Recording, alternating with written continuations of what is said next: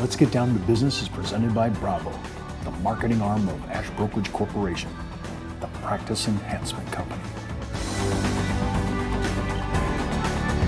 All this week, it's multi-life and executive long-term care insurance. And on today's show, our introduction to long-term care in the business market. And with me today is nationally recognized long-term care expert, Maria Sarchi.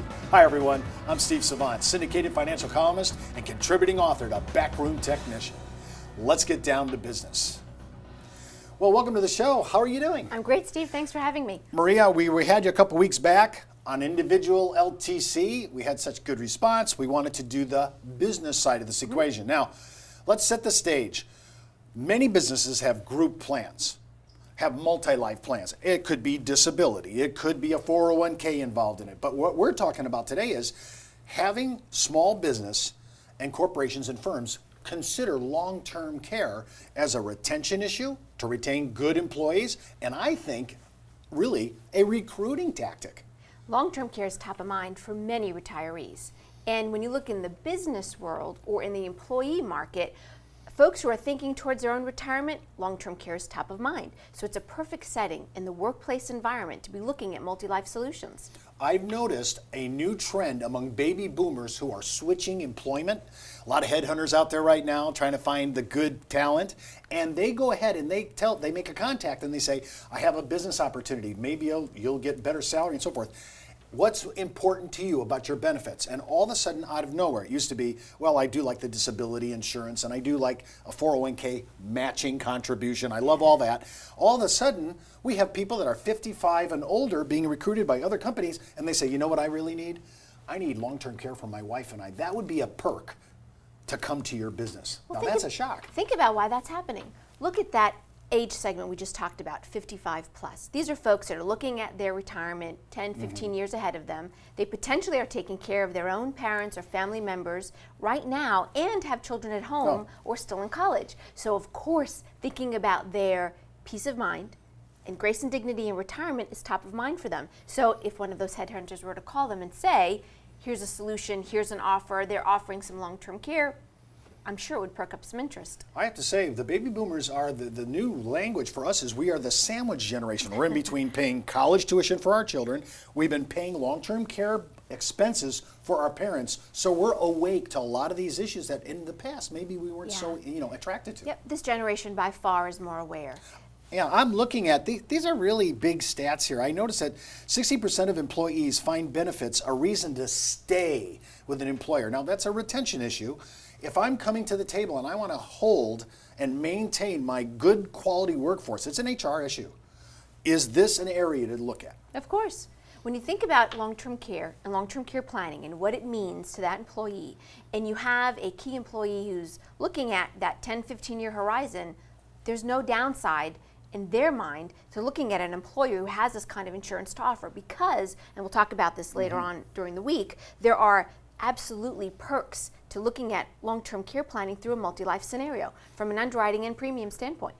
Well, I looked at your stat here, which this is an amazing stat. I mean, you think, first of all, 10,000 baby boomers are retiring every day. And this is going to go on, I think, as we said a couple weeks ago, I think you said like 19 years. Yes. But here's the one, by 2030, and of course I don't want to say how old I'll be at 2030, but by 2030, our population, 20% of the population will be over 65. That's a big Pretty chunk. Phenomenal number. I think that people are looking at, I'm living longer, I'm looking at benefits now. It may outweigh my actual salary base. They're looking at everything all in, and introducing long-term care from an employer point of view could cut their business out of the pack and attract actually quality people coming in.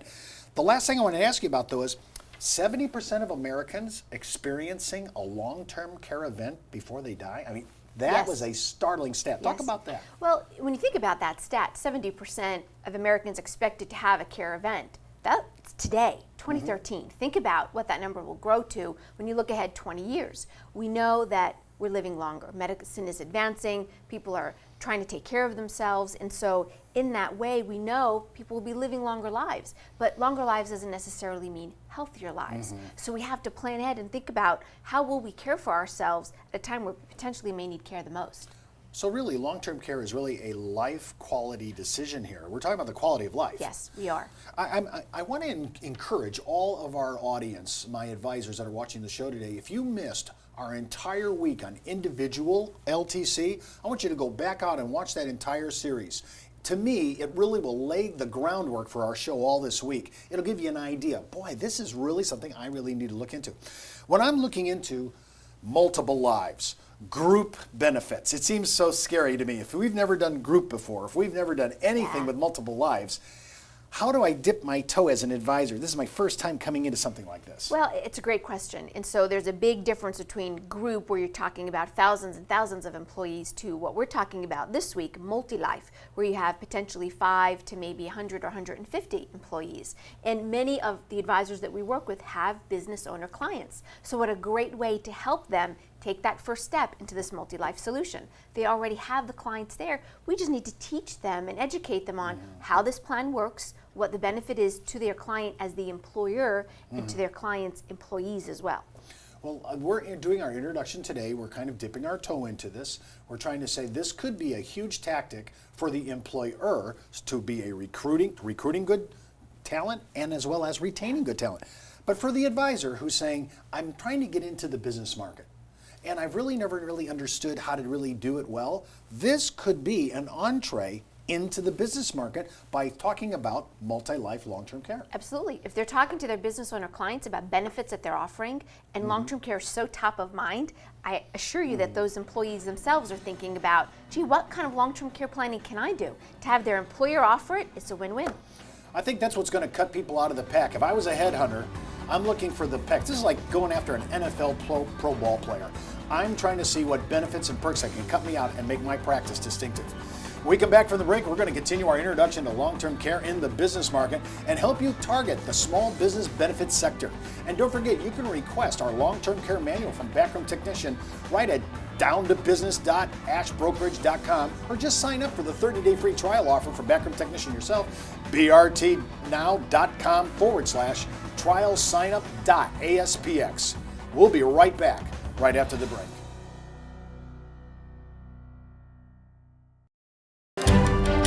Back in the day, life insurance professionals were called field underwriters. Then, carriers trained their field force in the basics of life insurance underwriting. Today, the insurance industry doesn't educate the agent population as they once did. But now you can have the Informed Risk Guide at your fingertips so you can illustrate a reasonable rate class for your life insurance prospects. Just request your copy of the Informed Risk Guide at downtobusiness.ashbrokerage.com. It's free from Ash Brokerage, the practice enhancement company.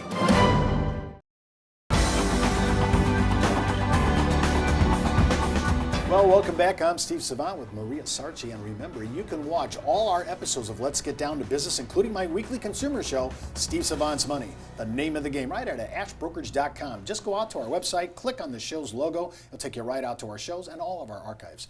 And just a heads up, before moving forward with any of the ideas on the show, always consult your tax advisor, your legal counsel, and as well as your broker-dealer compliance officer.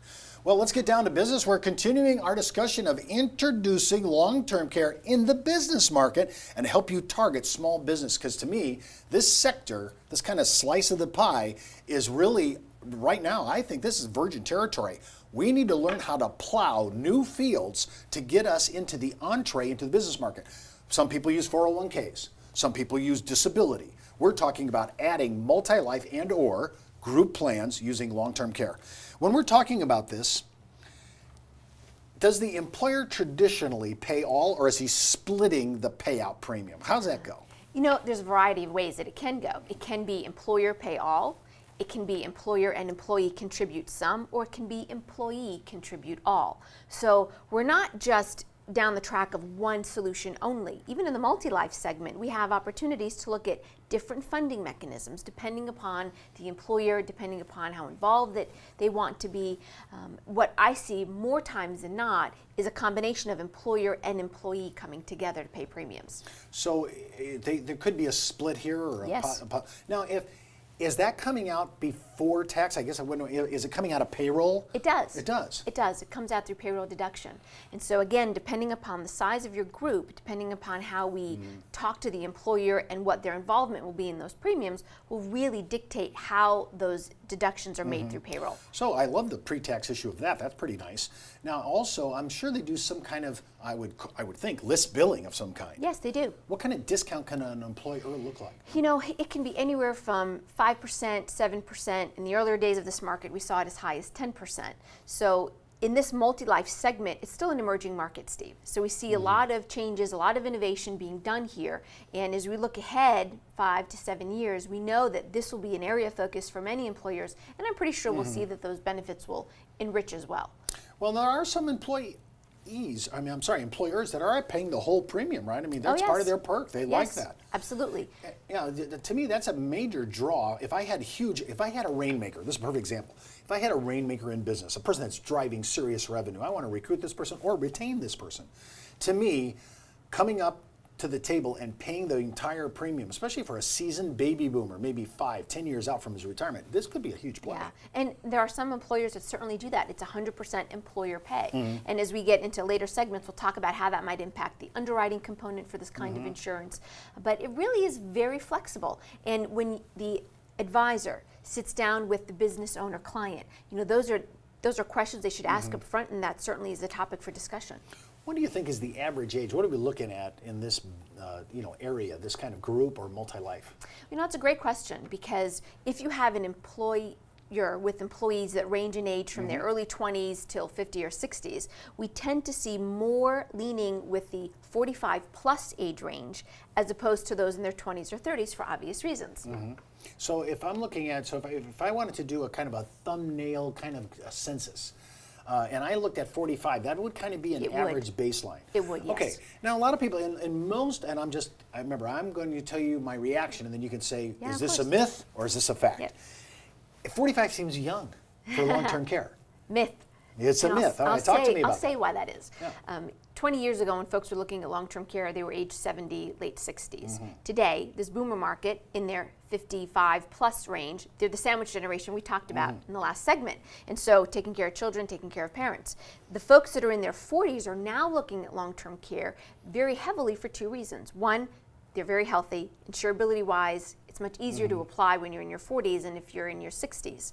And from a premium standpoint, the premiums are also less expensive the younger that you buy. And it's not something that is far beyond the reach of a person in their mid-40s, because it's top of mind either through family discussion, through their employer group, in their social circles. I guarantee you there are folks in their 40s who have friends that are taking care of parents or potentially even themselves. And so it's very top of mind. When I think about what do you think the average income in this kind of a block? Are we looking, is this a middle class play? No, I have to be more of the higher end, upper middle class or affluent? Generally speaking, any salary income between 35 to 40,000 is probably where you want to start. You probably don't want to go much below that, because there are some premiums you're going to be deducting, and though there could be some considerations with discounting or underwriting concessions, still I would say 35 to 40,000 is probably your minimum threshold. Okay, so can I repeat the demographics just to make sure I got it? So really, when we're looking at numbers, and 45 isn't too young, from what I just got out of that conversation, we're looking at that average age of 45, and we're looking at that threshold, maybe to begin to think about it, is about 35,000 annual pay. Yes, okay, I wouldn't go below that. Wouldn't go below it. Right. Okay, and remember, all this week we're going to be talking about, hey, there's going to be some underwriting concessions because we're doing group.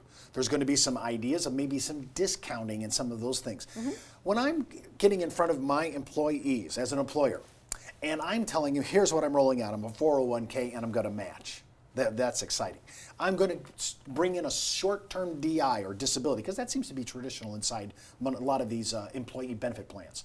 Now I'm adding, in my view, even though it's not new to you, Maria, because you live in this, you're boots on the ground in this whole thing, but when I look at this, to me, this is a whole new way to get into business, because I don't see that many people talking about long-term care. It's top of mind, but not spoken about often enough, so I agree. Well, I got to say, Morbidity products, DI and LTC, seem to be the most neglected insurance products, and those are the things that can actually increase and position your practice. Remember, you can watch all my online news commentary, my advisor blogs, my articles, all on Producer's Web, as well as my answers to consumer questions on the Insurance Library. And don't forget, you can view all our past episodes right on our located site, down to business.ashbrokerage.com.